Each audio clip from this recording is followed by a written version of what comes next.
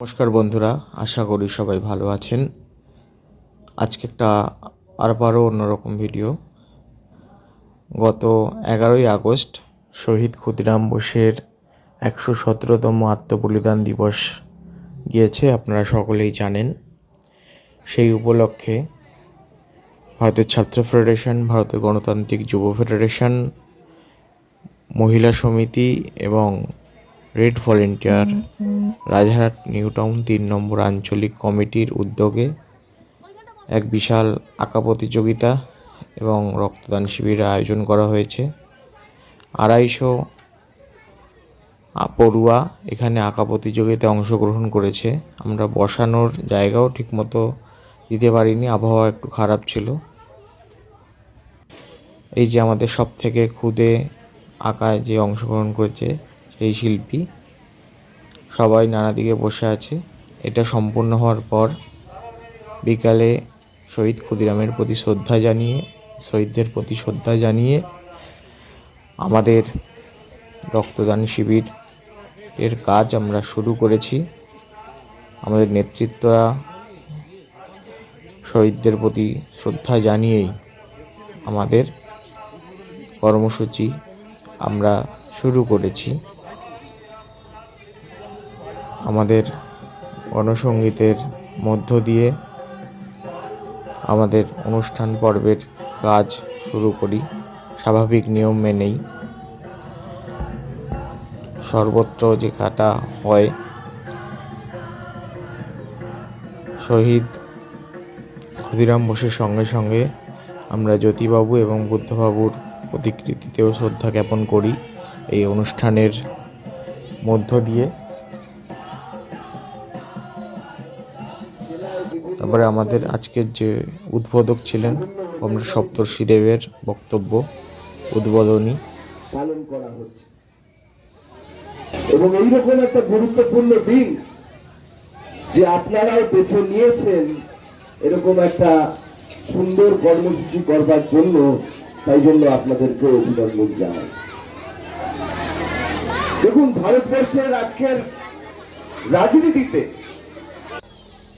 সংগঠনের কর্মী ছাড়াও বহু মানুষ উপস্থিত ছিলেন।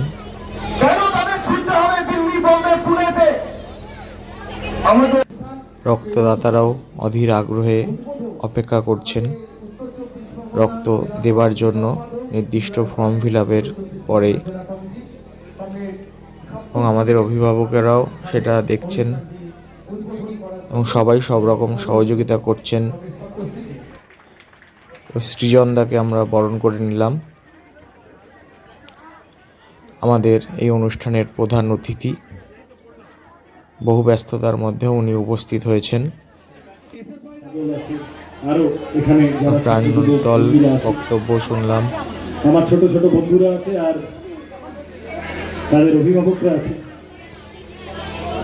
আমি সকলকে নমস্কার জানাই, উদ্যোক্তাদের ধন্যবাদ জানাই। গুরুত্বপূর্ণ সময়, গুরুত্বপূর্ণ কাজ।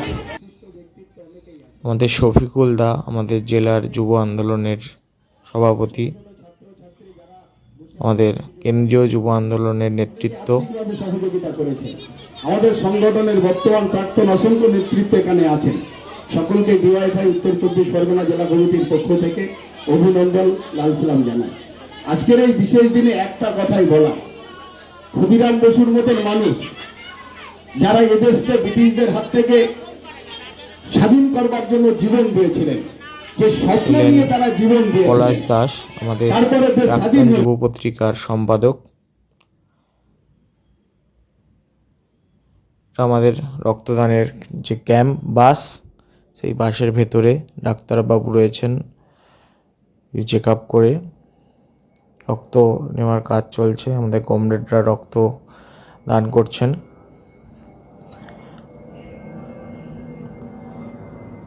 রক্তদান প্রত্যেক মানুষেরই করা উচিত, জাতি ধর্ম বর্ণ দল নির্বিশেষেই সকলেরই অংশগ্রহণ করা উচিত। যখন যেখানে যার সুযোগ হবে অবশ্যই এই রক্ত দেওয়া উচিত।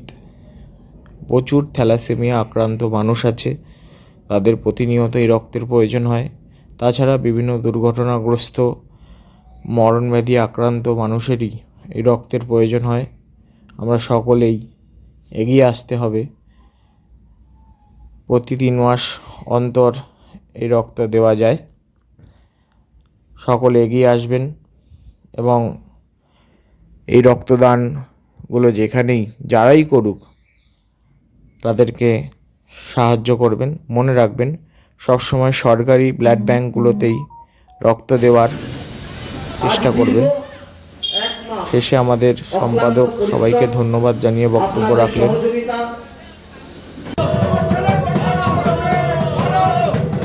তারপর একটি নাটক মঞ্চস্থ হলো বেলঘরিয়া হাতে ঘড়ির প্রযোজনায়। সময় উপযোগী একটি নাটক।